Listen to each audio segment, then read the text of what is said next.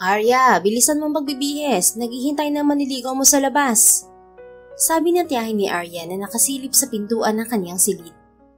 Opo, Chamengay. Matatapos na po ako dito. Sandali lang po. May pagmamadali niyang sagot. Hindi lumipas ang 10 minuto ay nakahanda na si Arya. Bestidang puti na may disenyong pulang rosa sa laylayan ang suot niya at piniresa niya yon ng puting flat shoes. Nakalugay naman ang hanggang balikat niyang buhok. Paglabas ng silid, dumiretso si Arya sa salas kung saan niya iistimahin ang mga manliligaw niya. Nakagawian na niya yon tuwing Sabado ng gabi sa kagustuhan na rin ng kanyang tiyahin. Biyuda na ito at hindi nagkaroon ng anak bago namatay ang asawa, kaya mahigpit pagdating sa kanya. Dala-dala pa rin ito ang sinaunang paraan ng panliligaw sa probinsya. Umupo ka na roon, Arya, at bubuksan ko na ang pintuan. Isa-isa ko na silang papapasukin para maaga tayong makapagpahinga. Marami po ba ang pumunta ngayon para umakyat ng ligaw, tiya? Curious niyang tanong sa tiyahin na siyang nag-organize sa mga manliligaw niya. Hindi sana sila hahantong sa ganoong sitwasyon kung hindi naging sentro ng atensyon si Arya sa barangay nila. Nag-aaway ang mga kalalakihan dahil sa kanya. May umaako na kasintahan siya kahit wala yung katotohanan. Doon nagdesisyon ng tiyahin niya na buksan ang tahanan para maging patas sa mga lalaking nais siyang mapaibig at para makapili rin siya ng maayos. Maganda raw siya at nararapat lang na paghirapan ng mga kalalakihan ang pagbihag sa puso niya. Nasa 20 yata sila ngayon at may ilan na mga baguhan. Sige na, maupo ka na roon. Utos na sabi ni Tia Mengay bago ito pumunta sa pintuan. Sige po. Tahimik na umupo si Arya sa single sofa. Pinagdidikit niya ang mga tuhod habang nakapatong ang 2 kamay sa kandungan niya. Tuwid din ang likod niya at may tipid ng ngiti sa labi. Hindi niya alam kung ilang oras na naman siya sa ganoong pwesto bago makapagpahinga. Nakakangawit pa namang ngumiti kapag napipilitan lang. Magandang gabi, Arya. Magalang na boses ng isang lalaki ang narinig ni Arya maya-maya. Mahinhin siyang tumingin dito at nakita ang isa sa masugid niyang manliligaw. Si Alan, ang anak ng kapitan sa barangay nila. May dala itong pumpo ng bulaklak na hindi niya alam kung anong uri ng mga bulaklak ang pinagsama-sama sa isang bouquet. Magandang gabi rin, Alan. Ganti niyang bati rito. Para sa'yo. Nakangiti nitong sabi bago ibigay ang bulaklak sa kanya. Tinanggap naman ni Arya ang bulaklak. Salamat. Maupo ka. Nagsimula ang kanilang pag-uusap nang makaupo si Alan. Nanatili ang ngiti sa labi ni Arya kahit bored na siya sa pinag-uusapan nila. Paulit-ulit na lang ang kanilang paksa simula nang manligaw ito sa kanya. Katunayan, halos lahat ng manliligaw niya ay ganoon. Pinagkakasya ng mga ito ang 10 minuto para masabi ang mga pambobola sa kanya. Pagkatapos ng 3 oras, ay 2 na lamang ang nakapila sa labas ayon sa tiyahin niya. Humingi muna siya ng break bago istimahin ng mga ito. Tia, pwede po bang magpahinga muna? Sumasakit na po ang likod ko eh. Nagpapaawa niyang reklamo. Tiisin mo muna, Arya. Isang anak ni Mayor sa 2 naghihintay sa labas. Baka magreklamo yon dahil kanina pa siyang nakapila. Unang araw pa naman niyang aakyat ng ligaw sa'yo. Pero ang sakit na po talaga ng likod ko, tiya. Pinaghiwalay ni Arya ang 2 tuhod at pahigang sumandal sa sofa. Itinaas pa niya ang 2 kamay dahilan para umangat ang laylayan ng dress niya. Kaagad naman siyang sinaway ng tiyahin niya. Umayos ka nga, Arya. Huwag mo dalhin dito ang magaslaw mong pagkilos sa Maynila. Ang babae ay nararapat lang na maging mahinhin at hindi parang lalaki kung kumilos. Kung hinahayaan ka noon ng mga magulang mo, pues ako hindi. Tuturuan kitang maging kilos babae. Hala, ayusin mo yung upo mo. Pinalo pa siya nito sa hita. Nakanguso namang bumalik sa dating pwesto si Arya. Kung hindi siguro namatay ang mga magulang niya, hindi siya mapupunta sa nag-iisang tiyahin at hindi siya mapipilitan maging mahinhin. Nasanay siya sa gulo ng tondo sa Maynila kung saan sila nakatira. Napapasama rin siya sa mga rambulan, pero nagbago ang lahat nang masunog ang bahay nila at kasamang nasunog ang mga magulang niya. Ayusin mo yung nahahaba mong nguso, Arya. Baka sabitan ko yan ng kaldero. Ngumiti ka.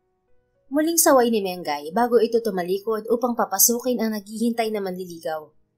Ilang saglit lang ay bumalik din ito kasama ang isang lalaki. Disente itong tingnan sa maayos na pananamit.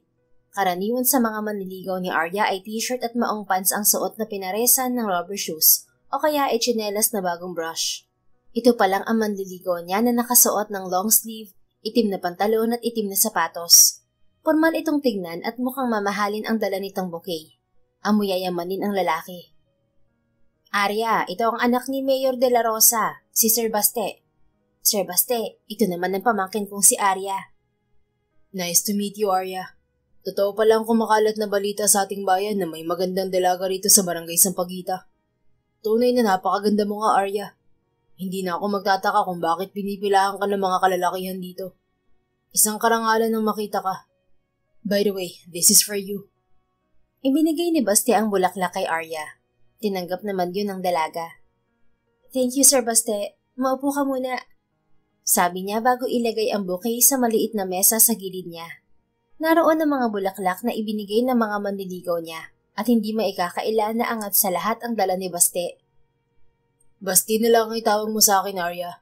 Hindi naman nalalayo ang edad nating dalawa at ayoko rin magkaroon tayo ng ilangan habang nag-uusap. Sabi nito bago umupo. Sige, Baste. Maiiwan ko muna kayong dalawa ha. Maghahanda lang ako ng hapunan. Dito ka na maghapunan, iho. Okay lang ba sa'yo? Singit ni Mengay sa usapan. Nagtaka si Arya dahil mukhang may pinapawalan ng tiyahin niya ngayon. 2 buwan na simula nang tumanggap siya ng mga manliligaw.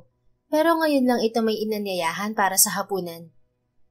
No problem, ma'am. I would love to join your meal. Para mas makilala ko pa si Arya at mas mahabang oras namin dalawa. Nakangiting sabi ni Baste. Mabuti kung ganun, iho. Siya nga pala, Tia Mengay na lamang ang itawag mo sa akin. Sige na, maiwan ko na muna kayo. Arya, ikaw na bahala kay Sir Baste. Bilin at paalam ni Mengay. Okay po, Tia Mengay. Sagot ni Arya bago nagtungo sa kusina ang tiyahin niya. Naiwan sina Arya at Baste sa salas. Nakangiti si Arya habang nakatitig naman sa kanya ang binata. Napakaganda mo talaga, Arya. Hindi ako magsasawang titigan ka. Para kang anghel na bumaba mula sa langit at tila kumikinang ang paligid sa tuwing umingiti ka. Pwede ka na makipagsabayan sa mga sikat na artista sa Pilipinas. Ang sexy mo rin kahit makaluma ang paraan ng pananamit mo. Kakaiba ka sa mga babaeng nakilala ko. Humahangang sabi ni Baste. Maraming salamat, Baste. Nakakahiya naman at inihambing mo pa ako sa mga artista sa bansa natin. Totoo yun, Arya. Pero may nais sana akong itanong sa'yo. Okay lang ba? Sige, ano ba yun? Birhen ka pa ba? Nagulat si Arya sa tanong ni Baste. Muntik nang uminit ang ulo niya. Pero napigilan naman niya at nagawa pa niyang magtanong nang hindi tumataas ang boses niya. Ano bang klaseng tanong yan, Baste? Hindi ako sanay sa ganyang usapan. Huwag mong masamain ang tanong ko, Arya. Sa ganda mo kasing yan, parang hindi ka panipaniwala na wala ka pang karanasan. Nagkaroon ka na ba ng nobyo? Hindi pa. Kaya pala ang pino mong kumilos. Hindi ko pa pala nabaibendisyonan. Nakangiti nitong sabi bago hawakan ng kamay niya. Pinigilan ni Arya ang sarili. Nangangati na siyang sampulan ng kamao niya si Baste dahil sa mapangahas nitong ginawa. Pero hindi niya yun maaaring gawin. Nasa kusina lang ang tiyahin niya at masisermonan siya nito kapag nagpakita siya ng kagaspangan ng kilos kay Baste. Mukhang ito pa naman ang pambato ng tiyahin niya sa mga nanliligaw sa kanya. Kaya lang, nagtataka ako na hindi ka man lang nailang nahawakan ko. Parang sanay na sanay ka sa hawak ng isang lalaki. Sa tingin ko, hindi ganito kimilos ang isang birhen na babae. May karanasan ka na sa pakikipagtalik, no? Bastos ka. Kapag hindi ako nakapagpigil, masusuntok talaga kita. Huwag mong hintayin na ilabas ko o gali ko sa tondo. Gigil na sabi ni Arya sa isip. Peke siyang ngumiti at binawi ang kamay kay Baste. Oo, at sanay siya sa hawak ng lalaki dahil mga lalaki ang kaaway at barkada niya sa tondo. Pero hindi ibig sabihin nun ay may karanasan na siya sa pakikipagtalik. Hindi pa nga siya nagkakanobyo at wala pa siyang first kiss.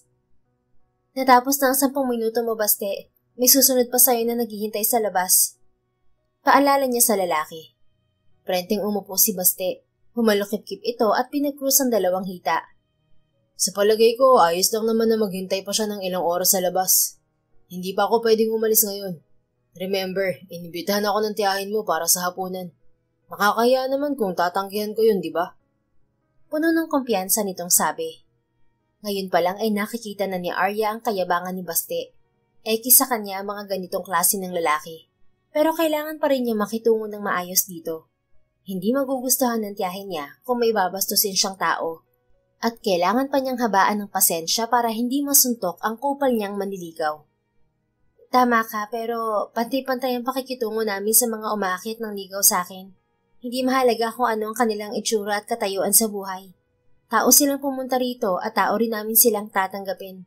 Pwede ka naman maghintay sa kusina para sa hapunan. Bibigyan ko lang ng 10 minuto ang nakapila sa labas. May hinahon niyang paliwanag. Huwag mo akong ikumpara sa mga manliligaw mo, Arya. Akong anak ng mayor sa bayan natin at mga tambay lang sila sa kanto. Baka nga umaasa pa sila sa mga magulang nila para may makain. Ako kasi, mayaman ang pamilya ko. At kahit hindi ako magtrabaho, makakaya kitang bigyan ng magandang buhay. Higit na mas nakakaangat ako kaysa sa kanila. Mayabang nitong pagmamalaki. Kahit anak ka pa ng presidente, wala akong pakialam sa'yo. Mayabang. Singhal na naman ang isip ni Arya, pero mahinahon pa rin siyang nagsalita at pinanatili ang mahinhin na pagkilos. Pasensya na kung na-offend kita, Baste. Lalabas lang ako para paalisin ang huling nakapila. Nang sa ganun ay hindi na siya maghintay sa labas. Bakit ikaw ang lalabas? Wala ba kayong katulong dito para utusan? Wala eh. Isa pa abala si Tia Mengay sa pagluluto. Hindi niya makakausap ang naghihintay sa labas. Okay, sige. Bilisan mo. Parang hari nitong utos. Tumayo si Arya at marahan siyang lumabas ng bahay. Napansin niyang walang tao sa baitang ng kanilang bahay kung saan madalas maghintay ang mga manliligaw niya. Marahil ay umalis na ang huling lalaki na nakapila dahil sa tagal ni Baste sa loob. Binaybay na lang niya ang 2 baitang paibaba at nang masigurong hindi nakatingin si Baste, tinalo na lang niya ang 8 pang baitang para makababa ng bahay. Mabilis siyang nagkubli sa malaking halaman sa gilid ng bahay at doon niya pinakawalan ng inis sa mayabang na lalaki. Pwisit ka! Ang yabang-yabang mo. Akala mo kung sino ka? Pasalamat ka't nagtitimpi ako sa ugali mo dahil kung hindi, uuwi kang dumudugo ang ilong. Kahit anak ka pa ng mayor, hindi ka sasantuhin ng kamao ko. Inis niyang sabi at may paghampas pa siya sa pader. Iniisip niyang mukha ni Baste ang hinahampas niya. Arya, nariyan ka ba sa ibaba? Sigaw ni Tia Mengay mula sa itaas ng bahay. Huminto si Arya sa ginagawa. Inalis niya ang kumapit na dumi sa kamay bago sumagot sa tiyahin. Opo, Tia. Bakit po? Umakyat ka na rito at kakain na tayo. Sige po, aakyat na po. Aalis na sana sa likod ng halaman si Arya nang may narinig siyang tumatawa. Bumaling ang tingin niya sa direksyon nito. Mula sa sinag ng ilaw sa hagdanan, nakita niyang isang lalaki sa likod ng isa pang halaman. Nakatayo ito roon at nakapamulsa sa kupasin nitong maong na pantalon. Luma na rin ang long sleeve nito na palagi niyang nakikitang suot ng mga magsasaka. Hindi man mamahalin ang kasuotan nito, pero nag-uumapaw naman ng karisma. Ito ang klase ng lalaki na makakakuha agad ng atensyon kahit walang ginagawa. Sino ka at anong ginagawa mo riyan? Tanong niya rito. Ikaw siguro ang dalagang pinag-uusapan dito sa barangay Sampaguita. Ikaw si Arya, tama ba? Pakialam mo. Tanong ko ang sagutin mo at huwag mo akong tanongin ng obvious. Sino ka? Sagot at mainit ang ulo ko. Masungit niyang tanong sa lalaki. Pwede naman niyang iwanan ng lalaki roon at bumalik sa loob ng bahay. Pero curious siya kung sino ito. Paraan na rin niya yon para makahinga sa kayabangan ni Baste. Pakiramdam naman niya ay hindi masamang tao ang lalaki sa harapan niya. Mahinin at hindi makabasag pinggan daw ang dalagang nakatira sa bahay na to. Pero sa nasaksihan ko, parang kaya mong basagin ang mukha ng anak ni Mayor de la Rosa. Natatawa nitong sabi. Napikon si Arya nang hindi pa rin ito sinasagot ang tanong niya. Lumapit siya sa lalaki at hinaklit ang kwelyo nito. Sasagutin mo ang tanong ko o ibabaling ko sa iyo ang inis ko? Relax lang, Arya. Ang hot mo naman masyado. Sabagay, hot ka naman talaga. Hinawakan ng lalaki ang braso ni Arya. Pero nagulat ang dalaga nang maramdaman ang bahagyang kuryente na dumaloy sa laman niya. Kaagad niya itong binitiwan at tumistan siya sa lalaki. Putik, ano yun? Nagtataka niyang tanong habang hawak ang parte ng braso na hinawakan ng lalaki. Ang alin? Sa tingin niya ay wala ring ideya ang lalaki sa nangyari, kaya binaliwala na lamang niya ang naramdaman. Wala. Sagutin mo na lang ang tanong ko. Ako nga pala si Claude at isa ako sa mga pumila para makilala ka, Arya. Walang duda na maganda ka talaga. Pero mali pa lang akala ng lahat na mahinhin ka. Mas barako ka pa yata sa mga bumarumbado dito sa Barangay Sampaguita. Wala akong pakialam sa opinion mo. Anong ginagawa mo sa likod ng halaman namin, ha? Siguro naghahanap ka ng daan papasok sa bahay namin, no? Akyat bahay ka, no? At nagpapanggap ka lang na manliligaw ko. Hindi ako akyat bahay. Manliligaw talaga ako sa'yo. Hindi pa kita nakikilala pero inangkin mo na ang puso ko dahil sa mga naririnig ko tungkol sa'yo. Ano pa ngayong kaharap na kita at nakakausap? Hulog na yata ako sa'yo. Posible palang mahalin ng isang tao sa unang pagkikita pa lamang. At ganun ang nararamdaman ko ngayon, Arya. Sinungaling. Huwag mo akong paandaran ng matatamis na salita dahil hindi ako naniniwala sa mga ganyan. Magtapat ka. Ano ginagawa mo sa likod ng halaman? Hindi kita pipilitin na maniwala, Arya. Pero maniwala ka, hindi ako akyat bahay. Naiihilang ako dahil sa tagal ng paghihintay. Ayoko naman umuwi muna para lang umihi. Baka may sumingit sa pila kahit last na ako. Kaya diniligan ko muna ang halaman nyo. Ano? Pinakawalan mo riyan ng kontaminadong tubig galing sa itlog mo? Papatayin mo bang halaman namin, ha? Mahina niyang singhal sa lalaki. Napangiwi naman ito. Grabe. Fake news talaga ang kahinhinan mo, Arya. Walang preno yung bibig mo. Hindi ka man lang nabulol sa pagsasabi ng itlog. Hindi ako bata para mabulol sa pagsasalita. At huwag mong ilihis ang usapan. Tandaan mo to, lalaki. Kapag namatay ang halaman namin, Arya, ano bang ginagawa mo riyan? Umakyat ka na rito at naghihintay si Basti sa'yo. Putol na sigaw ni Tia Mengay sa sasabihin ni Arya. Opo, Tia. Aakyat na po. Sagot niya nang hindi inaalis ang tingin kay Claude. Umalis ka na. Tapos na ang 10 minuto mo. Pagtataboy niya rito kahit sa tingin niya ay wala pang 10 minuto ang pag-uusap nila. 10 minuto na yon? Ang bilis naman. Pero siguro ganun talaga. Mabilis ang takbo ng oras kapag kasama ang taong mahal mo. Sige, Arya, sa susunod na Sabado ulit. Sana makapasok na ako sa bahay niyo. Baka ipakasal agad tayo ng tiya mo kapag nalaman niyang nakipagkita ka sa akin sa dilim. Pabor naman yun sa akin pero baka mabigla ka. Gusto ko kasing mabaibig ka ng dahan-dahan para mahalin mo ko ng walang kapantay. Kumindot pa ito sa kanya bago umalis sa likod ng halaman. Napansin naman ni Arya ang bitbit nitong plastic. Sandali, ano yung dala mo? Curious niyang tanong nang malanghap ang pamilyar na amoy ng street food na paborito niya. Tumigil si Claude at muling humarap sa kanya. Ito ba? Isaw, paanong manok at barbecue. Binili ko to sa kabilang barangay nung dumaan ako ron pa uwi galing trabaho. Pasensya na kung dala ko to sa pag-akit ng ligaw sa'yo. Gabi na kasi at baka hindi ako umabot sa pila kung uuwi pa ako. Pahingi ako. Diretso niyang sabi. Pero sigurado ka bang hindi mo yan hinawakan matapos mong diligan ng halaman namin, ha?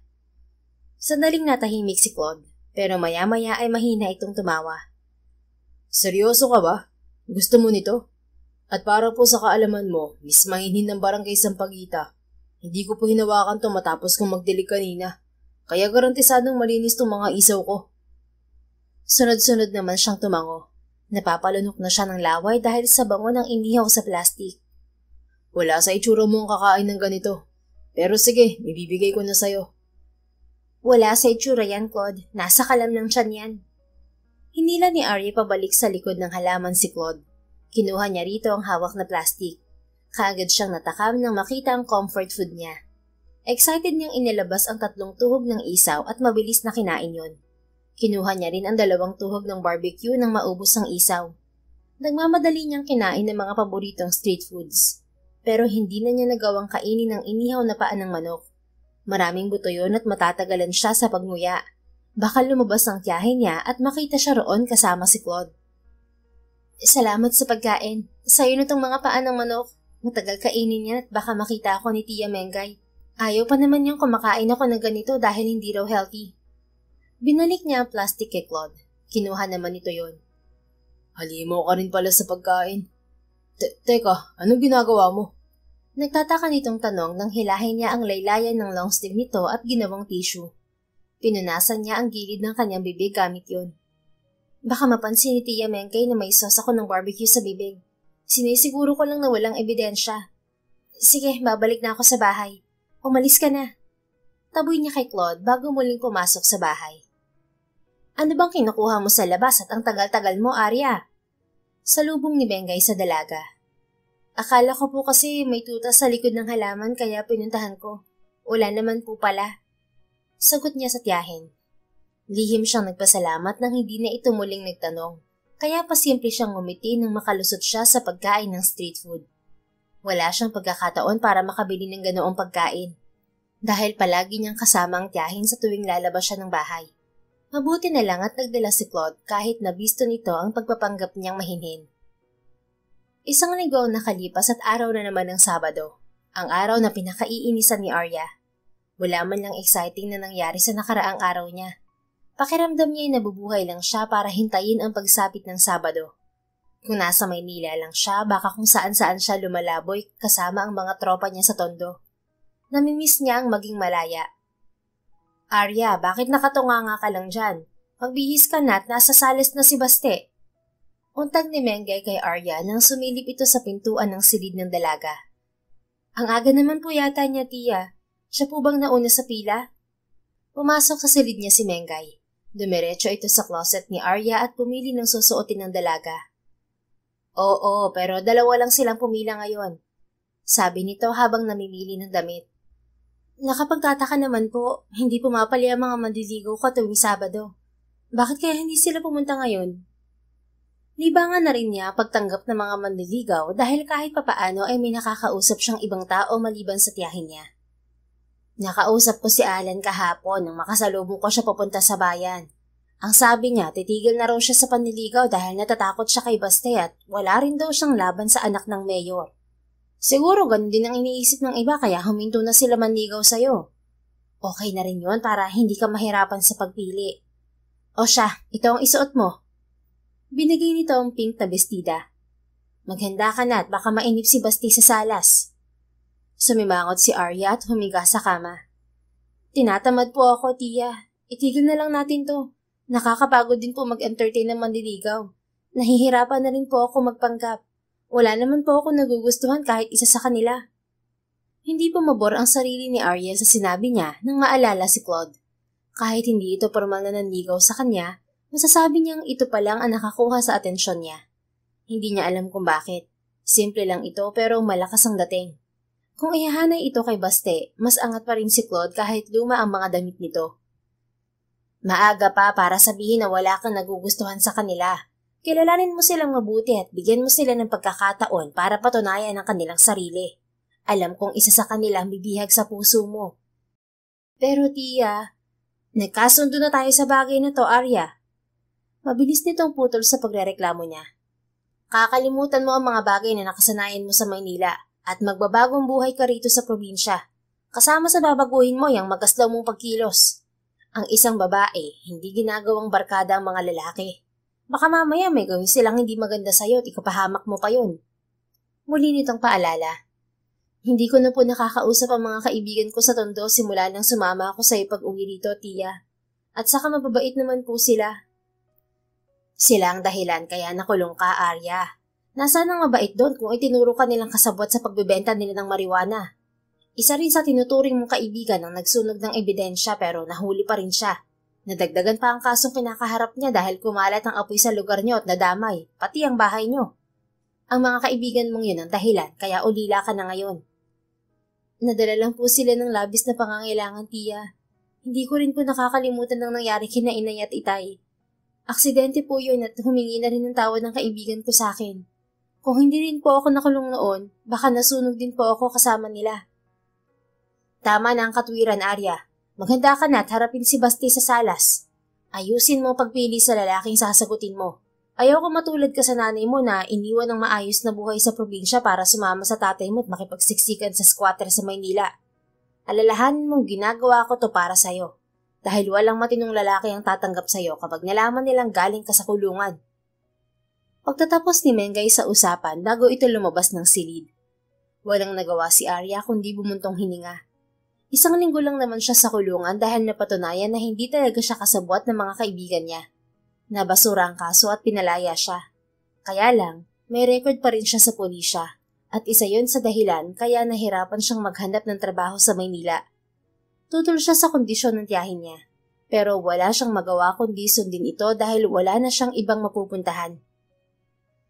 Kung mahal ako ng lalaki, tatanggapin niya ang nakaraan ko at hindi yun magiging hadlang para maging masaya kami.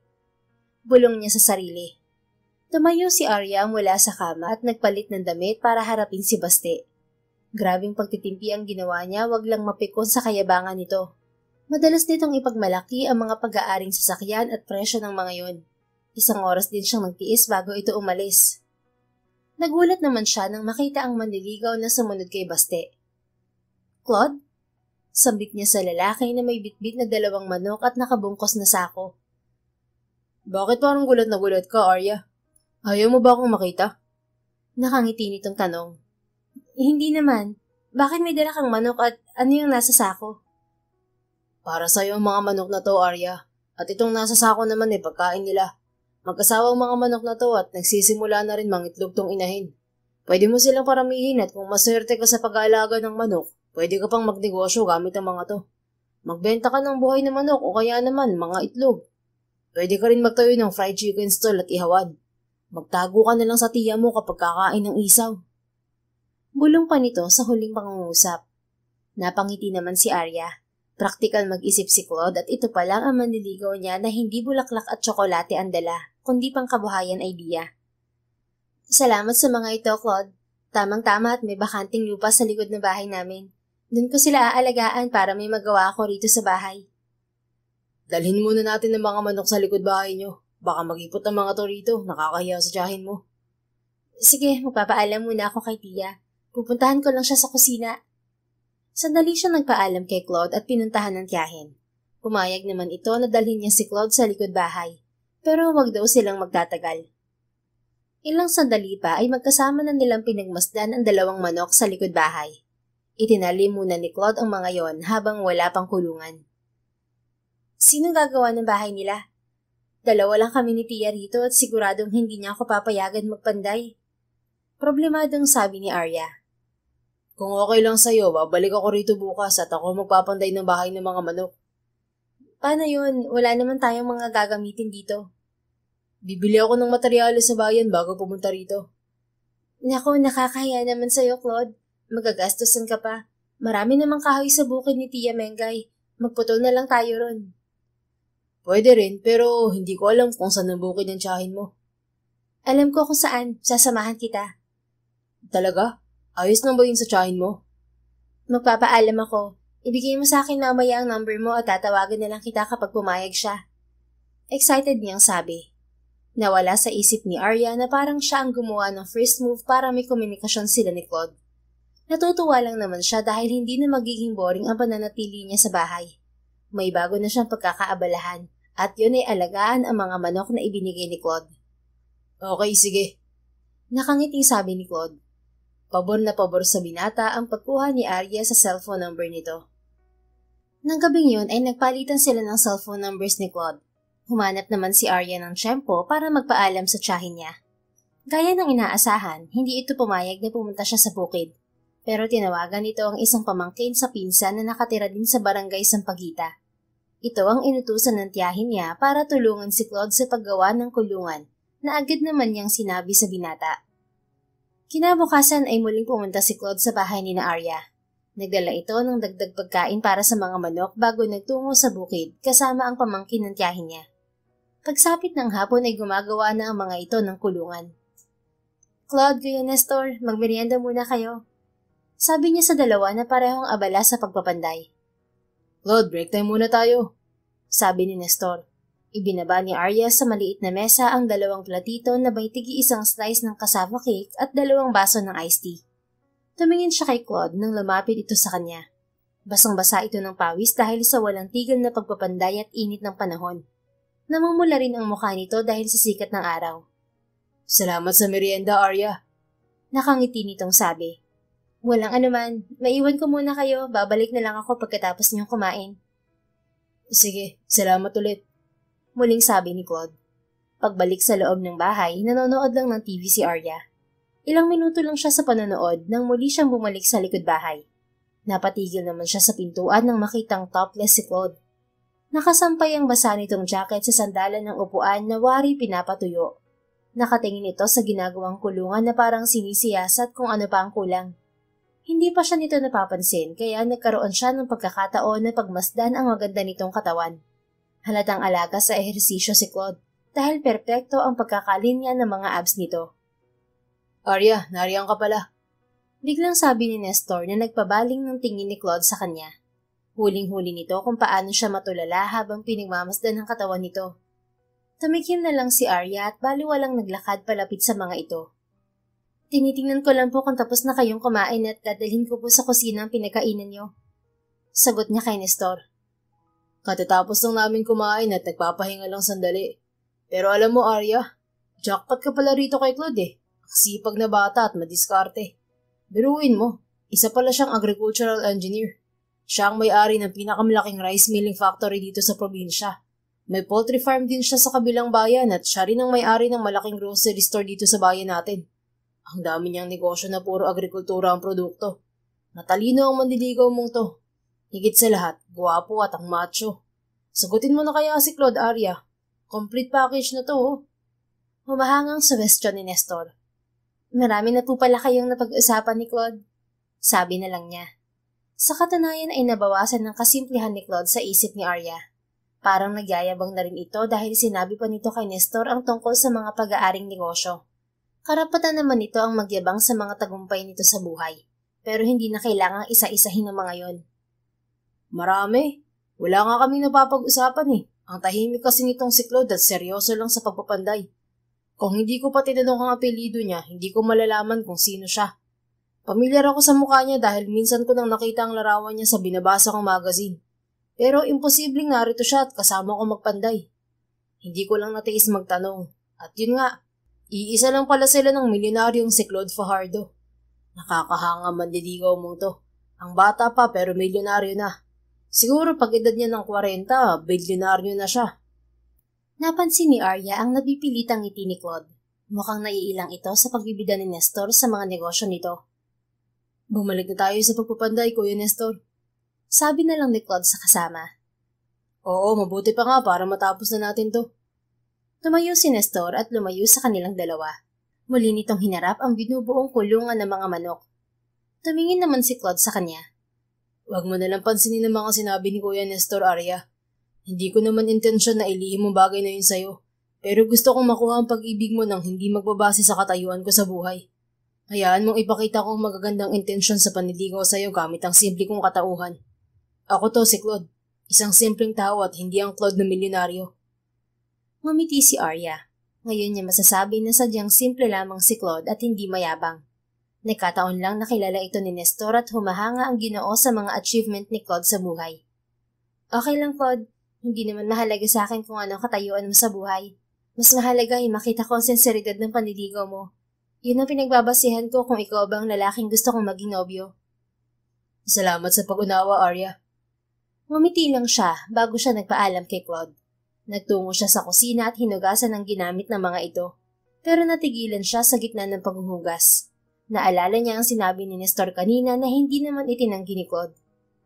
Milyonaryo pa lang manliligaw ko. Paano niya ako nagustuhan kung napapalibutan siya ng magagandang babae?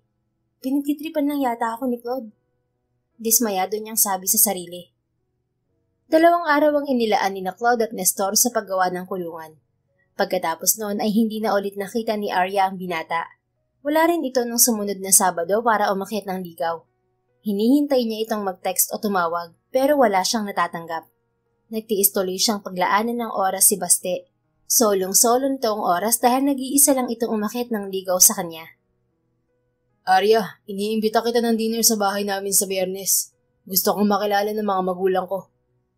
Pasimple namang umirap si Arya. Hindi man lang ito nagtanong kung papayag siya sa imbitasyon nito. Inuutusan siya nito at parang wala siyang choice kundi pumunta sa araw na yun. Itatanong ko muna kay Tia Mengay kung papayagan niya akong lumabas ng bahay, lalo na't gabi yun. Mayor ng bayan ang nais kong makita, Arya. Sa tingin ko, hindi yung tatanggihan ng tiyahin mo. Isa pa, nalaman kong license renewal pala niya sa susunod na buwan. Baka magka-problema sa lisensya ng commercial building niya sa bayan kung hindi ka niya papayagan. Marami akong paraan para harangan ng renewal niya. Salamat sa paalala, Baste, pero magpapaalam pa rin ako kay Tia. Sagot niya kahit naiinis siya sa pasimple nitong pagbabanta. Okay, sige. Pumayag o hindi ang tiyahin mo, susunduin pa rin kita sa Biyernes. Tumango na lang si Arya at nagpatuloy ang pag-uusap nila ni Baste hanggang sa magpaalam ito. Sinabi naman niya sa tiyahin ang sinabi ni Baste habang naghahaponan sila. Wala rin naman itong pagpipilian dahil sa hayag ang pagbabanta ni Baste tungkol sa negosyo ng tiyahin niya. Si Baste pa naman ang una ko napusuan para sa iyo, Arya. Pero maganda na rin yun at habang maaga pa ay inilabas na niya ang totoo niyang ugali. Maging matalino ka na lang sa pagpili. Kung wala ka talagang magustuhan sa kanila, sabihin mo habang maaga pa. Muling paalala ng tiyahin niya bago siya pumasok sa silid niya. Nang gabing yon ay hindi makatulog si Arya. Iniisip niya ang sinabi ng tiyahin niya tungkol sa pagpili ng magiging nobyo. Dalawa na lang ang mga manliligaw niya.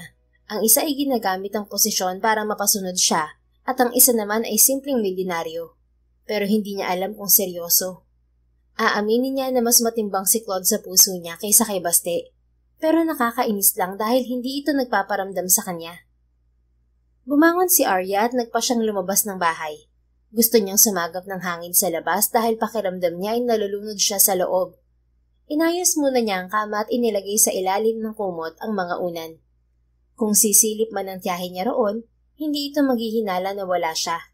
Sa balkonahe na siya dumaan para makasigurang makakalabas siya ng bahay nang hindi nalalaman ng tiyahin niya. Sorry, Tita Mengay. Sandali lang po ako sa labas. Gusto ko lang huminga at makapag-isip ng maayos. Nai-stress na po ako rito. Parang ang sikip-sikip ng loob ng bahay mo. Bulong niya bago naglambitin sa balkonahe. Hindi niya alintanan na nakapalda lang siya. Wala siyang ibang damit doon kundi bestida, blouse at palda. Kahit short ay hindi siya binibilhan ng kanyang tiya. Ang dahilan nito ay mahaba raw ang palda niya at wag lang daw siyang bubukaka kapag uupo para hindi siya masilipan. Arya, bakit ka nakabitin dyan? Nagulat si Arya sa boses ng isang lalaki sa ibaba niya. Nakabitiw siya at bumagsak dito. Ramdam niya ang pagkatumba nilang dalawa sa lupa. Pero nanlaki ang mga mata niya nang makitang napailalim ang lalaki sa palda niya. Mabilis niyang sinalikop ang palda bago tumayo. Sino ka tanong? Claude? Sabi niya nang makilala ito. Anong ginagawa mo rito pagkatapos mong hindi magparamdam ng ilang araw ha? May masama kang plano no? Ako sana naman niya sa binata. Kumamot naman sa batok si Claude bago tumayo. Wala akong planong kahit ano, maliban sa makuha ang pag-ibig mo, Arya. Iwas tingin nitong sabi. Sinungaling. Tingnan mo, hindi ka makatingin ng diretso sa akin. Guilty ka no? Paano naman ako makakatingin ng diretso sa'yo? Nasakluban ako ng palda mo. Mabuti sana kung hindi umaabot dito ang liwanag ng ilaw sa balkonahe mo. Pero kitang-kita ko ang panty mo, Arya. Wala ka bang nanay o kapatid na babae at ngayon ka lang nakakita ng panty? Hindi makapaniwalang tumingin si Claude sa kanya. Hindi ka ba naiilang sa nangyari? Bumagsak ka lang naman sa mukha ko at nasa loob ako ng palda mo. Kasalanan mo yun dahil bigla-bigla ka nagsasalita. At saka wag mong ilihis ang usapan natin. Ang hilig-hilig mong magbago ng usapan. Sagutin mo ang tanong ko. Anong ginagawa mo dito? Huwag mo sabihin na namamasyal ka rito sa likod bahay namin ng ganitong oras. Hinihintay ko kasing may lumabas sa inyo ng tiya mo. Pero 5 oras na ako rito, wala pa rin lumalabas. Gusto ko sanang kumatok sa pintuan nyo pero baka natutulog na kayo. Mabuti na lang at pumunta ako rito sa likod bahay nyo kaya nakita kita. Saan ka ba pupunta? Mukhang tumatakas ka ha. Wala kang pakialam sa gagawin ko. Umuwi ka na, may pupuntahan pa ako. Taboy niya kay Claude bago ito talikuran at umalis. Sumunod naman ito sa kanya hanggang makalayo sila sa bahay nila. Teka, bakit ba ang sungit mo na naman? Akala ko ba okay na tayo? At sinong may sabi na okay na tayo ha? Imagination mo lang yun. Muling tumigil sa paglalakad si Arya nang may naalala bago humarap ulit kay Claude. Bakit mo pala kami hinihintay na lumabas ng bahay? Gabing-gabi na. Dapat umuwi ka na lang o kaya ay sumuko ka na lang sa panliligaw sa akin. Mukhang hindi ka rin naman seryoso. Ako? Susuko? Kahit armalite pang iharang ni Baste sa akin, hindi niya ako mapapatras manligaw sa'yo tulad ng ginawa niya sa iba mong manliligaw. Paano kita mapapaibig kung susuko ako? Hindi ko mapaparamdam sa'yo ang wagas kong pagmamahal. At uulitin ko, seryoso ako sa'yo. Mahal kita, Arya. Napangiwi si Arya at parang kinilabutan sa sinabi ni Claude. Hindi naman niya binabaliwala ang nararamdaman nito kung talagang mahal siya ng binata. Pero hindi siya sanay makarinig ng madamdaming pananalita. Nasanay siya sa mga trash talk at mahirap din paniwalaan ang sinasabi nito. Bakit hindi ka nagparamdam ng ilang araw ha? Kaya ba nagsusungit ka na naman dahil hindi ako nagparamdam sa'yo? Namiss mo ba ako, Arya? May panunokso nitong tanong. Hindi. Okay, relax. Natatawa nitong awat sa pagtaas ng boses niya. Naging abala ako sa negosyo nitong mga nakaraang araw. Pinilit ko talagang tapusin ang mga pending papers sa opisina ko para makadalaw ako sa'yo ngayon. Pero hindi ako umabot sa tamang oras ng pagtanggap mo ng manliligaw. Nagbabakasakali lang naman ako na makita ka ngayon kaya naghintay ako rito. At worth it naman ang paghihintay ko. Kasama ko ngayon ang babaeng mahal ko. Sus, hindi ako madadala sa ganyang pambobola, Claude. Paano mo ka mamahalin kung hindi mo pa ako kilala ng lubusan? Nacha-challenge ka lang yata dahil maraming nanliligaw sa akin eh. Kung ikaw nga naman ang sasagutin ko, mas angat ka sa kanila. Siguro pride mo lang yan at hindi pagmamahal. Maniwala ka, Arya. Mahal kita. Alam kong mahirap paniwalaan dahil ako mismo hindi rin makapaniwala na posible pala kitang mahalin sa maikling panahon. Totoo ang nararamdaman ko at pinapakita sa'yo. Hayaan mo lang ako naligawan ka at kung hindi mo ako magugustuhan, okay lang sa akin. Ang mahalaga, sumubok ako at wala akong pagsisisihan sa huli. Seryosang sabi ni Claude habang nakatitig sa mga mata niya. Umiwas ng tingin si Arya at tinalikuran si Claude. Hindi niya kayang salubungin ang nangungusap nitong mga mata. Nakukuha na nito ang puso niya at bumibilis na rin ang tibok noon sa mga salitang binibitiwan nito. Lalo na't nakikita niya kung gaano ito kaseryoso sa mga sinasabi sa kanya. Bahala ka. Basta ako aalis na. Diyan ka na nga. Muli niya itong tinalikuran at umalis. Pero makulit talaga si Claude at sumunod naman ito sa kanya. Saan ka ba pupunta? Gabing-gabi na lumalabas ka pa. Baka mapahama ka rito. Bali-balita pa na may gumagalang masasamang loob ngayon sa bayan natin. Pananakot nito sa kanya. Hindi ako natatakot at wala akong pakialam. Huwag mo nga akong sundan. Ayoko. Susundan pa rin kita kahit saan ka pumunta. Hindi ako patatahimikin ng konsensya ko kapag napahama ka. Dalawa lang ang pagpipilian mo. Ang isama ako sa pupuntahan mo o magtiis ka sa pangungulit ko. Alin man sa dalawa ang piliin mo, kasama mo pa rin ako. Bumuntong hininga si Arya at siya na rin ang sumuko sa kakulitan ni Claude. Oo na, suko na ako sa kakulitan mo. Nasaan ba ang sasakyan mo? Dalhin mo ako sa pasyalan dito. Yung may tindahan ng street food para hindi ako magutom sa pamamasyal. Bakit gabi ka mamasyal? Mas maganda kapag umaga at... Napatigil si Claude sa pagsasalita nang masama siyang tumingin dito. Okay, you're the boss. Sasamahan kita kahit saan ka pumunta. Halika, naroon ang sasakyan ko. Naunang naglakad si Claude na sinundan naman ni Arya. Napanganga ang dalaga nang makita ang isang bisikleta. Kinuha yun ni Claude at nakangiting bumaling sa kanya. Sakay na, mainiping prinsesa na mahal ko. Niloloko mo ba ako, Claude? Hindi kita niloloko at hindi kita lolokohin. Seryoso ako sa'yo at mahal talaga kita, Arya. Putik. Sasakyan mo ang tinutukoy ko, Claude. Nasaan ang kotse mo? Milyonaryo ka pero bisikleta ang service mo? Napakamot naman sa batok si Claude. Iniwan ko sa bahay ang kotse ko dahil gagamitin yun ni Daddy. Iisa lang kasi ang kotse namin. Ang yaman mo pero kuripot ka naman. Hindi yun pagkukuripot, Arya. Aanhin ko ang maraming sasakyan kung hindi ko rin magagamit ang iba sa mga yun. Isa pa, maganda naman tong bisikleta. May service na ako at may exercise pa. Sumakay ka na rito para makaalis na tayo. Makaabutan tayo ng umaga rito. Saan ako sasakay? Walang angkasan sa likuran. Reklamo pa rin niya. Dito ka uupo sa unahan ko at ako ang magpepedal. Ayokong umupo riyan. Masakit sa puwet. Ikaw na lang dyan at ako ang magpepedal. Magpepedal ka ng nakapalda? Gulat na sabi ni Claude bago nito pinasadahan ng tingin ng suot niya. Ano naman? Hindi ko naman kailangang itaas ng sagad ang palda ko para makapagpedala. Baka kasi mahirapan ka. Ang laki ko rito sa unahan. Mahina ba ang tingin mo sa akin, Claude? Hindi porke nakapalda ako, mahina na. Kayang-kaya kitang iangkas sa bisikleta. Ibigay mo sa akin yan. Patutunayan ko sa'yo na hindi ako mahina. Inagaw ni Arya ang bisikleta kay Claude. Sumakay siya roon at bahagyang itinaas ang pada. Hinawakan niya ang handlebar habang nakatuon ng isang paa sa lupa at ang isa naman ay nakaapak sa pedal. Sakay na, utos niya kay Claude. Binitiwan niya ang handlebar sa kaliwa para makasakay ito. Hindi naman nagpapilit si Claude at agad sumakay sa unahan niya. Ano, kaya mo ba? Sabihin mo lang kung hindi at magpapalit tayo ng pwesto. Sabi ni Claude nang hindi pa siya kumikilos pagkaupo nito. Sinong may sabi sa'yo na hindi ko kaya? Siguraduhin mo lang na nakataas yung paa mo at huwag kang malikot. Baka ikaw ang maging dahilan ng disgrasya natin. Sabi niya bago hawakan ng handlebar at magsimulang magpedal. Mabigat si Claude at malaki ang katawan nito, pero hindi yun sagabal para mapatakbo ni Arya ng maayos ang bisikleta.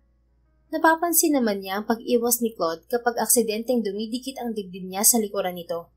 Sobrang lapit nila sa isa't isa at hindi niya maiwasang dumikit dito.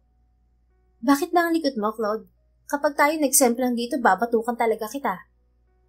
Hindi yata magandang ideya na akong nasa unahan mo, Arya. Magpalit na lang tayo ng pwesto. Isasapin ko na lang tong damit ko sa upuan mo para hindi ka masaktan. Mamaya na lang pagbalik natin. Sabi niya na nakatutok ang mga mata sa daan. Napansin ni Arya ang isang lubak sa kalsada. Bahagya niyang iniliko ang bisikleta para iwasan yun. Pero lumingon sa kanya si Claude. Nagulat siya sa paglingon nito at biglang napisil ang preno ng bisikleta.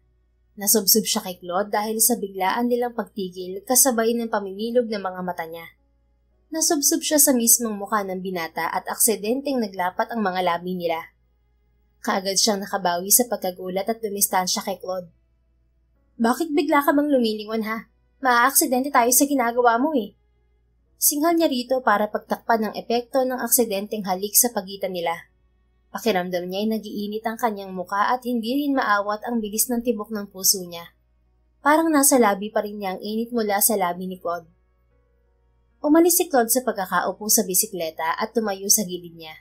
Matiim siya nitong pinagmamasdan. Bakit ganyan ka tumingin? Parang kasalanan ko pa kung bakit nangyari ang... Nalunok ni Arya ang iba pang sasabihin nang biglang hawakan ni Claude ang magkabila niyang pisngi at siniil ng halik ang mga labi niya. Mapang-akit ang paraan ng paghalik nito, pero pinigilan niya ang sarili para hindi madala sa ginagawa ng binata. Binuka niya ang bibig para kagatin ng labi ni Claude, pero napasinghap siya nang biglang ginalugan ng dila nito ang loob ng bibig niya.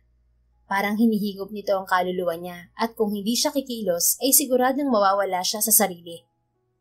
Binitiwan ni Arya ang bisikleta at malakas na itinulak si Claude. Naawat niya ito sa paghalik sa kanya. Pero nanatili ang mga kamay sa pisngi niya. Tila natauhan naman ito sa ginawa. Arya, I'm sorry. Hindi ko nakontrol ng sarili ko na halikan ka. Parang nawala ako sa katinoan nang maglapat ang mga labi natin at... Bitiwan mo ako, Claude. Mapagsamantala ka. Inalis niya ang kamay nito sa pisngi niya. Arya. Lalapit sana ito sa kanya pero sinipa niya ang alaga nito. Oh, shit.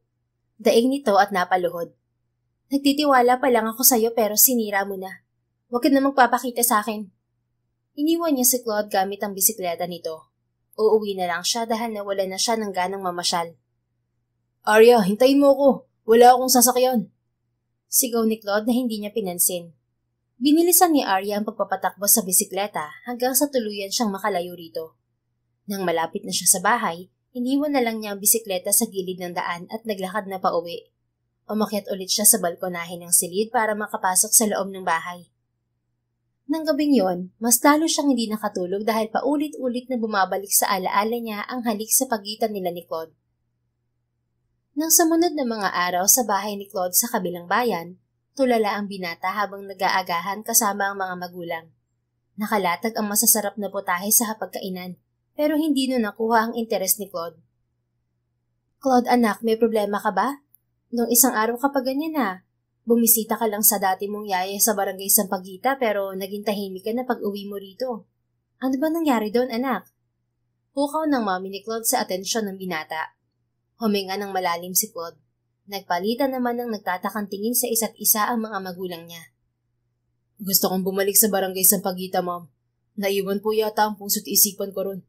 Kailangan ko rin humingi ng sorry sa babaeng hinalikan ko.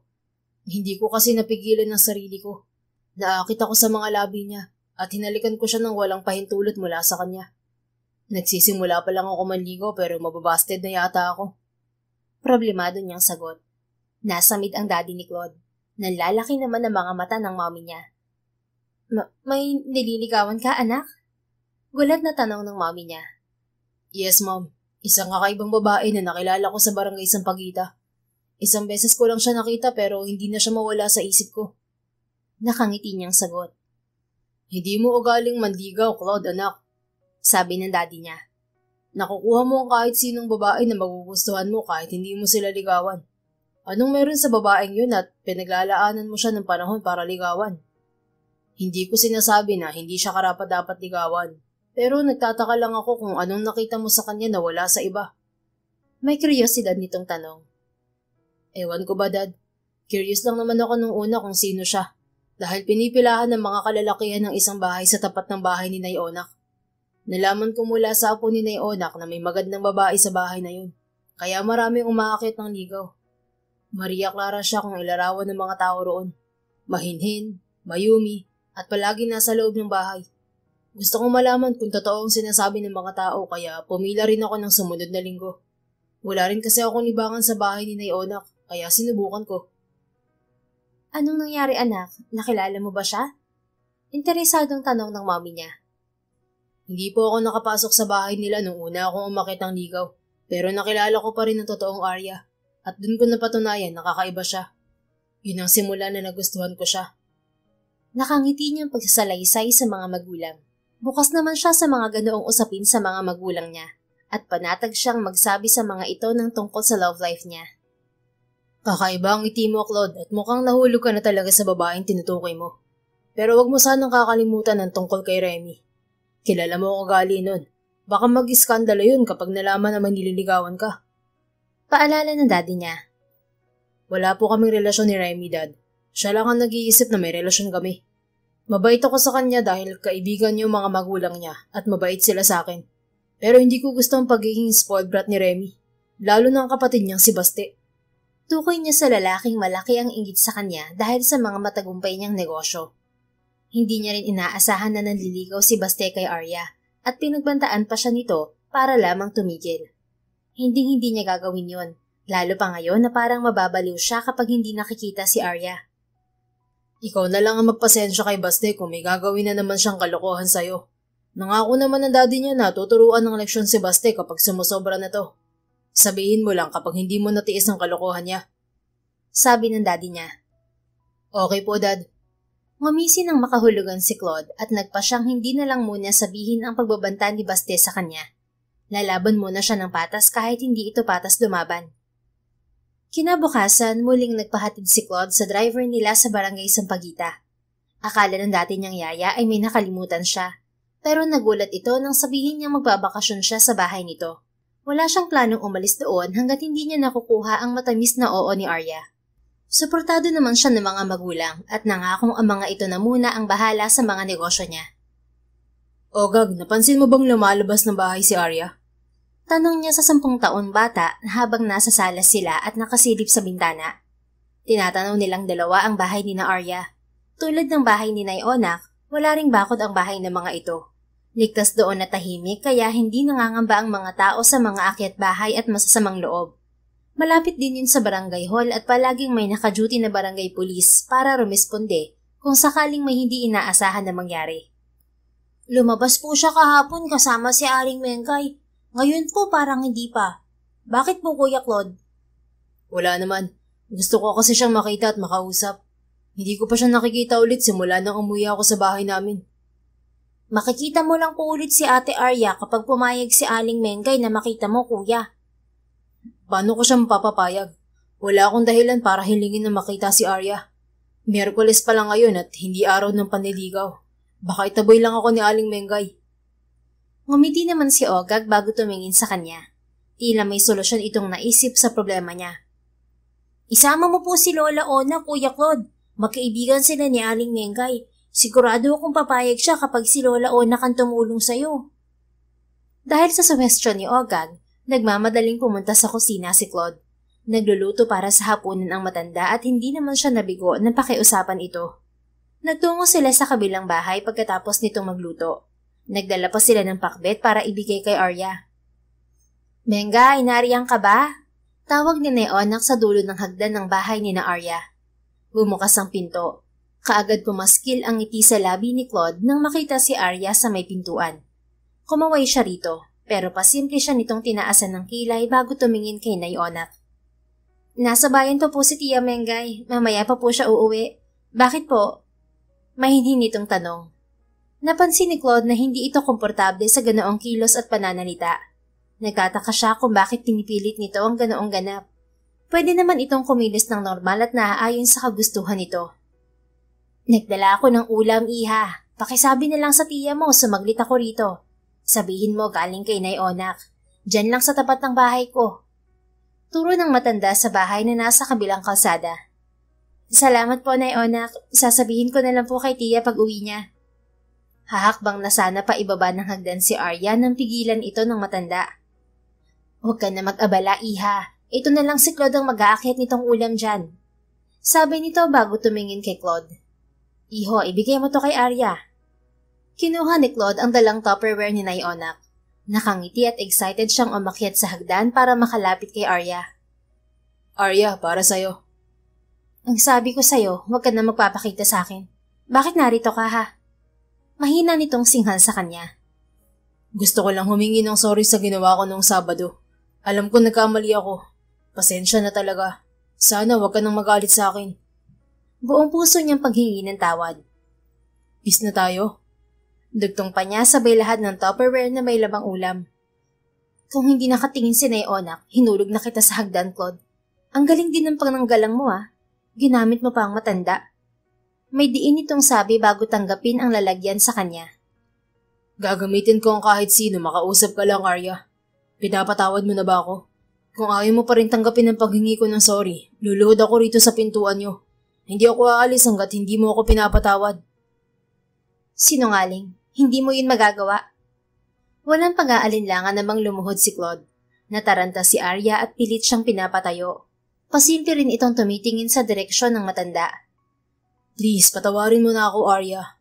Mahal na mahal kita at hindi ko kayang mawala ka. Ano bang ginagawa mo? Wala ka namang kasalanan eh. Bakit ka humihingi ng tawad? Tumingin ulit ito sa direksyon ni Onak bago ibinalik ang tingin sa kanya. Kapag hindi ka tumayo dyan, hindi na talaga kita kakausapin. Pagbabanta nito. Ngumiti si Claude bago tumayo. Maraming salamat, Arya. Niyakap niya ang dalaga pero nagulat ito at bigla siyang naitulak. Nawalan siya ng balanse at nahulog sa hagdan. Panginoon ko! Claude! Gimbal na sigaw ni Onak. Dinaluhan agad siya ng matanda. Claude? Tumingin si Claude nang marinig ang nag-aalalang boses ni Arya. Kahit masakit ang tagiliran, nagawa pa rin niyang ngumiti nang makitang nagmamadali itong bumaba sa hagdan at lumapit sa kanya. Ayos ka lang ba? Pinilit bumangon ni Claude. Ang sakit ng katawan ko, Arya. Mamamatay na yata ako. Nagpanggap siyang babagsak ulit sa lupa dahil sa panghihina. Pero inagapan ni Arya ang pagbagsak niya.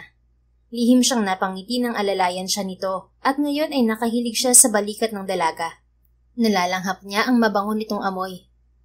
Lord, sana hindi na po ito matapos. Hiling niya sa isip. Arya, anong nangyayari dito? Bakit nasa labas kayo ni Onak? Sino ang lalaking yan? Sunod-sunod na tanong ng bagong dating. Tiya, nahulog po si Claude sa hagdan. Dalhin po natin siya sa ospital. Baka mapahamak po siya. Nagdiwang ang puso ni Claude sa pinapakitang pag-aalala ni Arya. Kung hindi pa siya nasaktan, hindi niya malalaman na nag-aalala to sa kanya. Magandang senyalis yon dahil may puwang na rin siya sa puso ng dalaga. Ano? Diyos ko naman, ang layo ng ospital dito. Wala tayong sasakyan. Bakit ba siya nahulog? Muling tanong ni Mengay. Naitulak ko po siya nang ibigay niyang ulam galing kay Onak. Bakit mo naman ginawa yun, Arya? Teka, tahanap ako ng sasakyan. Sandali, Mengay. Uutusan ko na lang si Ogag pupunta sa barangay hall. May multi-kabang barangay natin at matutulungan nila tayo. Suwestyon ni Onak na natataranta rin. Mabuti pa nga, Onak. Ayoko po sa ospital. Mahinang sabi ni Claude, pero siniguro niya na maririnig ng dalawang matanda. Sa bahay niyo na lang po ako ihatid. Doon na lang ako magpapahinga. Bukas wala na po ito. Sigurado ka ba? Tanong ni Arya. Iniangat ni Claude ang ulo at tumingin sa dalaga. Nakasalubong niya ang nag-aalala nitong tingin. Parang lalo siyang magkakasakit dahil sobrang lapit ng mukha nito sa kanya. Oo, tulungan mo na lang akong tumayo. Sige. Tumayo si Arya at inilalayan siya. Nagawa naman niyang makatayo pero hindi pag-iinarte ang sakit na gumuhit sa tagiliran niya. God. Hindi napigilan niyang daing. Nawala ng balanse si Claude pero hindi siya tuluyang natumba. Nahawakan siya ni Arya sa katawan at napayakap naman siya rito. Sa pagkakataong yon, tila biglang naglaho ang sakit sa tagiliran niya.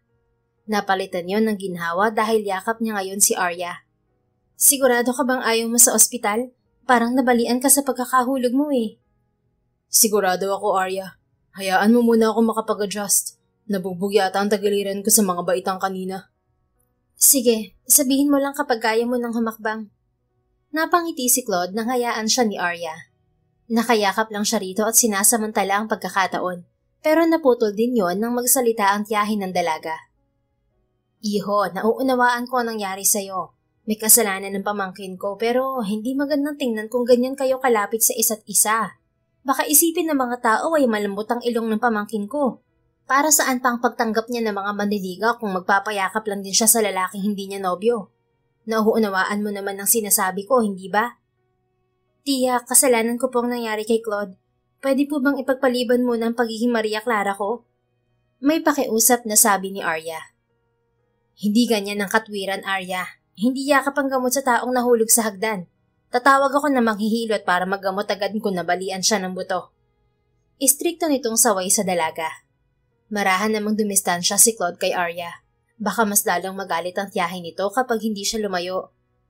Makakaya ko ng humakbang, Arya. Salamat sa pag-alalay. Humawa ka sa akin, iho.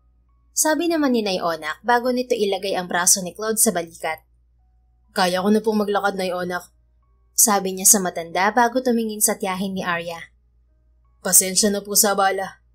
Paumanhin niya rito. Marahan siyang naglakad hanggang makarating siya sa bahay ni Nay Onak.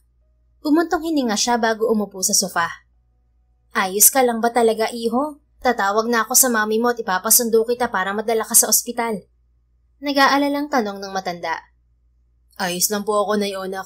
Tatawagan ko na lang po ang kaibigan kong doktor para mawala ang pag-aalala mo. Sige, iho. Mabuti na rin yung masiguro natin na hindi ka nabalian. O siya, maiwan na muna kita ha. Maghahanda lang ako ng hapunan natin. Sige po, Nay Onak. Salamat po. Pag-alis ng matanda, kinuha ni Claude ang cellphone para tawagan ng kaibigan na doktor. Pero isang mensahe ang natanggap niya. Napangiti siya nang makitang si Arya ang nag-text. I'm sorry, Claude. Hindi ko sinasadya. Nagulat lang ako sa bigla mong pagyakap. Ikaw kasi, bigla ka nalang yumayakap. Naitulok tuloy kita. Magpagaling ka ha. Basa niya sa mensahe ni Arya. Umayos ng upo si Claude bago sagutin ang text ng dalaga. Nakalimutan na rin niyang tawagan ng doktor niyang kaibigan at natuon ang atensyon niya kay Arya. Ang bilis kasing mag-reply ng dalaga, pero pinagbawalan siya nitong tumawag dahil kasama nito ang tiyahin. Hindi naman mawala-wala ang ngiti sa labi niya na parang hindi siya nasaktan kanina. Okay lang na masaktan siya, basta hindi nagalit si Arya sa kanya. Kinabukasan, hindi inaasahan ni Claude ang bisitang dadalaw sa kanya sa bahay ni Nay Onak. Remy? Gulat niyang sabi ng mabungaran ito sa pintuan. Hi Claude, I missed you so much. Dinambahan siya nito ng yakap. Kumirot naman ang tagiliran niya at muntikan nang mawalan ng balanse. Kaya't nahawakan niya sa bewang si Remy. Eksakto namang napatingin siya sa bahay ni na Arya at ganoon na lamang ang gulat niya nang makita sa pintuan ng dalaga. Nakatingin ito sa kanilang dalawa ni Remy. At napansin niya ang sakit na rumihistro sa mukha nito bago nagmamadaling pumasok sa loob ng bahay. Remy, nasasakal ako. Pigil niya sa babae at marahan itong inilayo. Nakanguso naman itong dumistansya sa kanya. Ang sabihin mo, ayaw mo lang sa yakap ko. Dahil ba may nililigawan ka na? Mahal mo ba siya, Claude? Nabalot ng pag-aalala si Claude para kay Arya. Kilala niya si Remy at ang pagka-obsess nito sa kanya. Baka may gawin itong masama sa babaeng mahal niya. Pumasok ko muna, Remy. Sa loob tayo mag-usap. Paanyaya niya sa babae. Pumasok si Remy sa bahay ni Nay Onak. Tumingin pa si Claude sa bahay ni na Arya bago isara ang pintuan. Magkaharap silang umupo ni Remy sa salas. Paano mo nalaman na narito ako? Duh, hindi mo ako matataguan, Claude. Mahahanap pa rin kita kahit saan ka pumunta. Anyway, hindi mo ba itatanong kung paano ko nalaman na may nililigawan ka? Remy, please. Layuan mo si Arya. Ayoko masaktan ka kapag ginanti mo ang dulo ng buhok niya. Bakit? Sasaktan mo ba ako kapag sinaktan ko siya? Ganun mo ba siya kamahal para baliwalain ang pinagsamahan natin? Mahalaga ka sa akin, Remy. Alam mo yan. Pero kapatid lang ang turing ko sa'yo. Si Arya ang mahal ko at gustong makasama habang buhay. Huwag na tayong humantong sa sakitan. Handa akong baliwalain ang pinagsamahan natin kapag nasaktan siya. Seryoso niyang babala rito. Umangat ang kilay ni Remy at sandaling natahimik. Pinagmasdan siya nito bago malakas na tumawa. Naguguluhan naman si Claude sa kilos nito. Oh my God, ganito ka pala ma-in love, Claude. Parang handa mong buhatin ng mundo para sa kanya. Gagawin ko kung kinakailangan. Kaya wag na wag mo siyang sasaktan, Remy. Oh, sad. Ganyan pala kasama ang tingin mo sa akin. Mahal kita, pero hindi naman ako aabot sa puntong guguluhin ko ang love life mo. Nagugulo lang naman ako noon sa iba mong karelasyon dahil hindi ka seryoso sa kanila. Sinasayang mo kasi ang oras mo sa kanila, kung pwede mo naman ituon sa akin at pag-aralan ako mahalin. Pero ngayon, iba ang nakikita ko sa'yo. Totoo ang pagmamahal mo kay Arya, at masaya ako para sa'yo, Claude. Nakangiting sabi ni Remy. Salamat, Remy. Matured ka na mag-isip at nawawala ng pagka-spoiled brat mo. Muling umuso si Remy bago siya pabirong inirapan. Spoiled lang ako pero hindi brat. Mas bagay kay Kuya Baste ang spoiled brat, no? Siya nga ang nagsabi sa akin tungkol sa nililigawan mo at gusto niyang ilayo kita sa area na yon. So I need to confirm kung ano nga ang totoo mo nararamdaman. And I asked your parents about where you are. Kaya narito ako ngayon. Alam mo rin bang nililigawan ni Baste si Arya? Of course, but it's not serious. Naniligaw lang siya dahil sa pustahan nila ng mga barkada niya. Narinig ko kasi minsan ng pag-uusap nila. May nakita raw silang babae sa bayan. Ang hinhin daw kumilos at sobrang ganda. Exaggerated ang description nila na parang kakaiba yung babae sa mga babaeng nakilala nila. Nagsimula silang magpustahan kung birhen pa yung babae. Then later on, nalaman ko na ang babaeng tinutukoy nila ay ang babaeng nililigawan mo. Uminit ang ulo ni Claude sa nalaman. Gusto na niyang puntahan si Baste at paduguin ang mukha nito sa pambabastos kay Arya. Wala itong karapatan para pagpustahan ng babaeng mahal niya. Huwag na natin pag-usapan si Kuya Baste. Narito lang ako para magpaalam sa iyo, Claude. Aalis na ako sa Friday patungong Manila. Doon na ako mag-aaral ng kolehiyo. Sana makita kita bago ako umalis. Pumunta ka ha? Gabi pa naman ako aalis eh. Please? Pakiusap nito. Sige, pupunta ako sa inyo sa araw na yon. Sabi na lang niya para matapos na ang usapan nila. Dumating ang araw ng Biyernes. Nagtungo si Claude sa bahay ni Remy para tuparin ang pakiusap nito sa kanya. Hindi naman niya nakita roon si Baste. Gusto niya itong kumprontahin tungkol sa sinabi ni Remy, pero nawalan siya ng pagkakataon. Mas pinagtuunan niya ng pansin ang pambabaliwala sa kanya ni Arya. Hindi niya ito makontak at hindi rin ito humaharap sa kanya kapag sinusubukan niya itong kausapin. Maging ang tiyahin nito ay walang magawa para pilitin si Arya na harapin siya.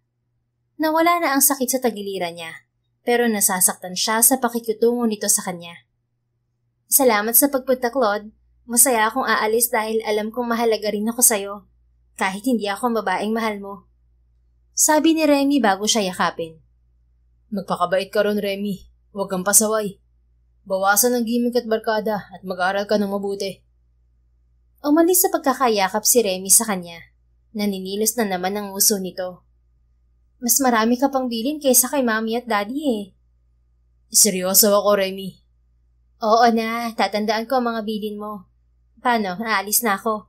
Hinihintay na ako nila Mommy at Daddy sa kotse. Paalam, Claude. Balitaan mo ako kapag sinagot ka na ni Arya ha. Magtitirik ako ng kandila para sa namatay kong puso. Ngumiti si Claude at bahagyang ginulo ang buhok ni Remy. Mahahanap mo rin ng lalaking para sa'yo, Remy. Hintayin mo lang siya. Siya nga pala, nasan ang kuya mo? Bakit wala siya? Hindi ko man lang ba niya ihahatid? Kasama ni Kuya Baste ang barkada niya. May night out daw sila. Ayoko rin siyang makita bago umalis. Nasisira ang araw ko eh. Alis na ako, Claude. Bye. Bye. Tipid niyang sabi. Hindi alam ni Claude kung bakit kinakabahan siya at wala sa sariling napatingin sa cellphone niya. Si Arya agad ang unang pumasok sa isip niya, kaya nagmamadali siyang umuwi sa bahay ni Nayonak. Pagdating sa bahay, nagtataka siya kung bakit nagmamadali ang tiyahin niya. Sinalubong agad siya nito nang makita siya. Claude, iho, mabuti narito ka na. Sundan mo ang sasakyan ni Baste sa direksyong yon. Sa pilitan niyang kinuha si Arya kasama ang 5 kalalakihan. Baka mapahamak ang pamangkin ko. Nagmamadali nitong sabi. Walang pagdadalawang isip na muling pinaandar ni Claude ng sasakyan. Mabilis ang pagpapatakbo niya sa labis na pag-aalala kay Arya habang binabagtas ang itinurong direksyon ng tiyahin nito. Hinding-hindi niya mapapatawad ang sino mang magtatangka ng masama kay Arya. Arya, please be safe. Bulong niya sa sarili. Ilang minuto pa ang lumipas ay nakita ni Claude ang pamilyar na kotse ni Baste. Nakatigil yun sa gilid ng kalsada. Malamlam ang streetlight sa parteng yon at walang kabahayan. Itinigil niya agad ng sasakyan at nagmamadaling lumabas. Kinabahan siya nang marinig ang mahinang ungol. Lumapit agad siya sa sasakyan ni Baste at ganoon na lamang ang gulat niya sa nakita. Arya? Halos pabulong niyang sabi nang makita si Arya. Nakakubabaw ito kay Baste habang sinusuntok ang lalaki at si Baste ang naririnig niyang dumadaing sa sakit. Nakahandusay naman ang mga kasama nito sa lupa na tila walang malay. Putik ka! Matagal na akong nagtitimpi sa kayabangan mo, Baste. Tapos ngayon nagsama ka pa ng mga alipores na lampa. Ilang suntok pa lang ang nagagawa ko na wala agad ng malay ang mga kupal mong kasama. Tingin niyo siguro sa akin mahina, no? Nagkamali kayo ng akala. Nagpahila lang ako kanina dahil marami ang nakatingin. Pero kating-kating na rin akong masapakang gunggong ka. Anak pala ng mayor, ha? Tingnan natin kung maipagyayabong mo pang pagiging anak ni mayor. Sa rami ng witness kanina, siguradong diretso ka sa kulungan. Makukulong ka na may bukol at pasa sa mukha ngayon. Natigilan si Claude sa nasaksihan. Nasa harapan niya ngayon ng totoong Arya. Ang hindi mahinhin na Arya. Arya. Pagkuha niya sa atensyon nito. Gulat na tumingin si Arya sa kanya. Bumakas ang pangamba sa mukha nito nang makita siya. Claude? Tumigil ito sa pambubugbog kay Baste bago tumayo. Bakit narito ka? Akala ko ba aalis ka na kasama ang fiancé mo? Seryoso nitong tanong. Hindi niya magawang lumapit kay Arya at kumustahin kung ayos lang ito. Dahil kakaiba ito ngayon. Parang hindi ito magdadalawang isip na saktan siya kapag lumapit siya ng basta-basta. Fiancé? Hindi mo pa ako sinasagot at hindi pa ako nagpo-propose sa'yo. Paano ako magkakaroon ng fiancé? Nagtataka niyang tanong. Ang sabi ni Baste, ikakasal na kayo ng kapatid niyang babae. Siya ba yung kayakap mo sa may pintuan ng bahay ni Nayonak? Ikakasal ka na ba, ha? Isa ka pang sinungaling. Yun namang dahilan kaya hindi mo ako kinakausap? Oo. Malakas nitong sabi. Galit. Bakit? Nagselos ako na makita kayong magkayakap. Putik na yan. Ang sakit sa dibdib. Tapos ngayon sinabi ni Baste na ikakasal na pala kayong dalawa. Pakiramdam ko, pinagtripan mo lang ako. Pinaikot at pinaibig. Wala kang pinagkaiba sa kupal na Baste na to. Mahina nitong sabi, ngunit nakarating naman sa pandinig niya. Naglakas loob lumapit si Claude kay Arya. Hinawakan niya ang kamay nito at marahang inilayo sa mga walang malay na katawan ng grupo ni Baste. Arya, ikaw lang ang mahal ko. Kapatid lang para sa akin si Remy at walang katotohanan ng sinabi sa'yo ni Baste. Pinapaikot ka lang niya at sinisiraan niya ako sa'yo. Ikaw lang ang pakakasalan ko. Wala nang iba. Maniwala ka. Pagkumbinsi niya rito. Mukhang nahimasmasa naman ito. Talaga? Pero bakit mo nayakap yung Remy? Oo, totoo. Hindi magbabago ang pagtingin ko sa'yo. Matagal kaming di nagkita ni Remy kaya nayakap niya ako. Saka nagpaalam siya na luluwas na ng Manila para mag-aral. Siya nga ang nagsabi sa akin na pinaglalaruan ka lang ng kuya niya. Walang yayang Baste na yan. Pero di bale, di na yan naulit. Halika na, Arya. Humakbang naman ang dalaga at lumayo sila kina Baste. Claude, mahal mo pa rin ba ako kahit nakita mo ang ginawa ko sa grupo ni Baste? Walang magbabago, Arya. Mahal pa rin kita at nararapat lang sa kanila ang ginawa mo. Nakaka-amaze ka nga eh. Natutuwa ako na kaya mong protektahan ang sarili mo. Pero paano kung sabihin ko sa'yo na dati akong bilanggo? Mamahalin mo pa rin ba ako? Eh ano ngayon kung nakulong ka? Makakabawas ba yun sa pagkatao mo? Tulad ng sinabi ko, walang magbabago. Ikaw si Arya. Mahinhin man o hindi, ikaw ang babaeng mahal ko. Ikaw ang pinapangarap kong makasama sa habang buhay. Ikaw ang gusto kong maging ina ng mga anak ko. At ikaw lang ang ilaw na tatanglaw sa mundo ko. I love you, Arya. Pero mayaman ka at milyonaryo, Claude. Paano kung ayaw sa katulad ko ng pamilya mo? Gustong gusto ka ng magulang ko, Arya. Kaya nga ako narito dahil alam nila na kailangan kitang mapaibig. Saka wala sa akin kahit na magkaiba tayo ng estado sa buhay. Ako ang magtatrabaho para sa atin at sa magiging pamilya natin. Unti-unting sumilay ang ngiti sa labi ni Arya na nagpagaan sa pakiramdam ni Claude. Para siyang nabunutan ng tinik ng paniwalaan siya nito. Malaking bagay yun sa kanya dahil ayaw niyang madungisan ang busilak at tapat niyang pagmamahal dito. Okay, malinaw na sa akin ang lahat at naniniwala ako sa'yo, Claude. Nagpadala lang ako sa selos. Napasobra din ang ginawa ko kay Baste dahil binuhos ko sa kanya ang inis ko. Wala naman palang katotohanan ng mga sinabi niya. Ngumiti si Claude at lakas loob niyang niyakap si Arya. Pakiramdam niya ay nanalo siya sa Mega Lotto jackpot nang yakapin din siya ng dalaga. Nasa ganoon silang tagpo nang dumating ang barangay patrol ng barangay Sampaguita kasama ang tiyahin ni Arya. Kaagad dumistansya si Claude kay Arya dahil baka magalit na naman ang tiyahin nito. Nagmamadali itong lumapit sa dalaga habang ang mga barangay officials ay isa-isang isinakay ang grupo ni Baste sa patrol car. Arya, pamangkin ko, ayos ka lang ba? Nasaktan ka ba ha? Baka may sugat ka, dadalhin kita sa ospital. Tiya, ayos lang po ako. Dumating po si Claude at tinulungan niya ako. Pagtatakip ni Arya sa totoong nangyari. Pero duda si Claude kung maniniwala ang tiyahin nito. Nakita nito ang bahid ng dugo sa likod ng kamay ni Arya. Pero huminga lang ito ng malalim. Salamat naman kung ganoon. Tumingin naman si Mengay kay Claude. Salamat iho. Utang na loob ko to sa'yo. Pero hindi ko dapat baliwalain ang nakita ko pagdating namin dito. Nakita ko magkayakap kayo ni Arya. Hindi ko alam kung ano pang ginawa niyo habang wala kami. Gusto kong panagutan mo ang kapangahasan mong yon. Pakasalan mo ang pamangkin ko. Sa halip na masindak, malawak na napangiti si Claude. Pero kaagad niyang sinupil ang ngiti nang makitang nakamasid pa rin sa kanya ang tiyahin ni Arya. Pasensya na po sa ginawa kong pagyakap kay Arya, Tia Mengay. Hayaan mo po at pananagutan ko ang ginawa kong kapangahasan. Pakakasalan ko po siya at gagawing reyna ng aking buhay. Mabuti na yung nagkakaunawaan tayo, Claude. Kay Arya naman ito bumaling. Tutol ka ba sa desisyon ko, Arya? Tanong nito sa dalaga. Wala naman po ako magagawa sa desisyon mo, Tia. Susunod na lang po ako sa gusto mo. Magandang sagot, Arya. Parang hindi mo sinabi sa akin na mahal mo rin si Claude kaya nagsiselos ka sa babaeng nakayakap sa kanya. Tia? Bahagyang natawa si Claude nang mamula ang mukha ni Arya. Marahil hindi nito inaasahan ang pambibisto ng tiyahin. Masaya naman siyang marinig yon. Umuwi na tayo para pag-usapan ang kasal nyo. Claude, gusto ko makausap ang mga magulang mo. Dalhin mo sila sa bahay bukas. Sabi nito sa kanya. Opo, Tia Mengay. Pwede ko na po bang yakapin si Arya kahit kailan ko gusto? Total, ikakasal na kayo, di sige. Pwede mo nang gawin yon. Pwede ko na rin po ba siyang halikan? Naging istrikto naman ang mukha ni Tia Mengay. Naumid ang dila ni Claude, pero hindi niya binawi ang tanong. Hanggang halik lang, Claude. Wag na wag kang lalampas doon. Mahigpit na paalala ni Mengay bago sila talikuran. Masayang bumaling si Claude kay Arya at niyakap ito ng mahigpit. Hindi ka na makakawala sa akin, Arya. Mahal kita at agad kong ihahanda ang kasal nating dalawa.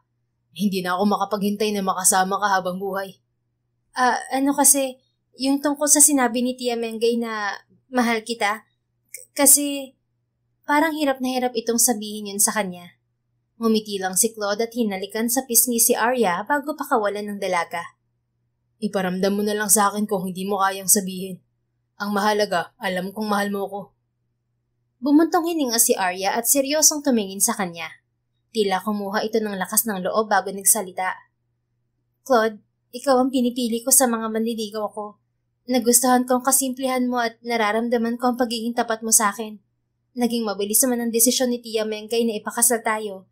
Hindi ako magsisisi na gawin yon. At alam kong hahantong din tayo ron. Wala na ring dahilan para itago ko pang nararamdaman ko sa'yo. Sinasagot na kita, Claude. Mahal din kita. Parang sasabog sa sobrang saya ang puso ni Claude.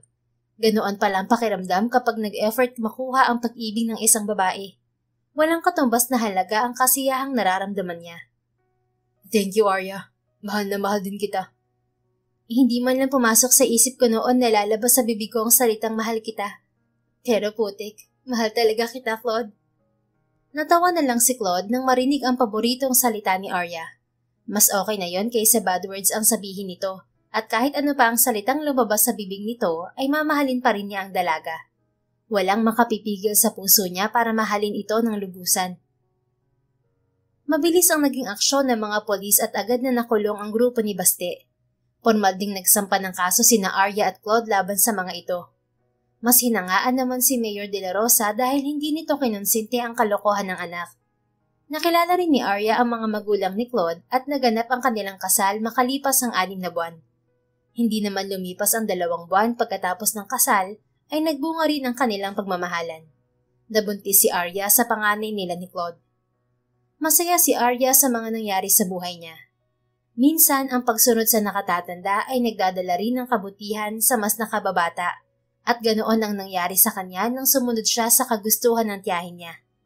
Nakilala niya ang lalaking hindi niya inaasahan na mamahalin siya ng walang kapantay at namahalin niya rin ng lubusan.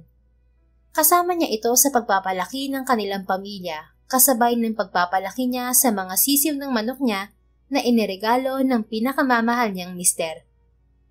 The end. If you enjoyed this story, please don't forget to like, subscribe, comment, and share. Your support helps us reach more people and spread the love. Thank you for tuning in, and we're looking forward to seeing you again soon. In the meantime, please take care and may God bless you always.